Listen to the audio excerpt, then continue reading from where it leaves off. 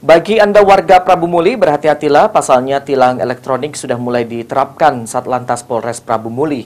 Dari Senin hingga hari ini terhitung sudah 15 surat konfirmasi dikirim ke pelanggaran ETLE.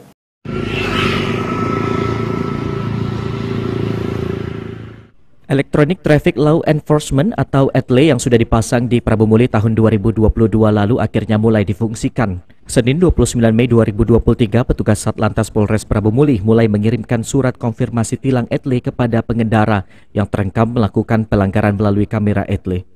Kasatlantas Polres Prabu Muli AKP Mutmainah mengatakan pihaknya masih memaksimalkan pengiriman konfirmasi setiap harinya sebanyak 5 surat ke alamat kendaraan yang ada di sistem. Sementara sampai berita ini diturunkan, sudah 15 surat dikirim dan juga 12 surat telah diterima pelanggar.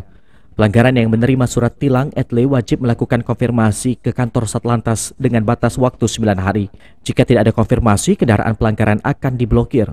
Untuk penerangan tilang elektronik, saat ini kita sudah melakukan giat konfirmasi kepada pelanggaran-pelanggaran yang tercapture di kamera ETLE. Kita target untuk per hari kita memaksimalkan untuk setiap harinya untuk mengirimkan konfirmasi kepada pelanggaran-pelanggaran yang tercapture di kamera ETLE.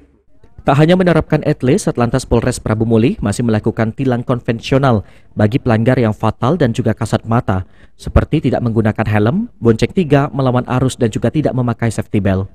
Benny Firdaus, PAL TV.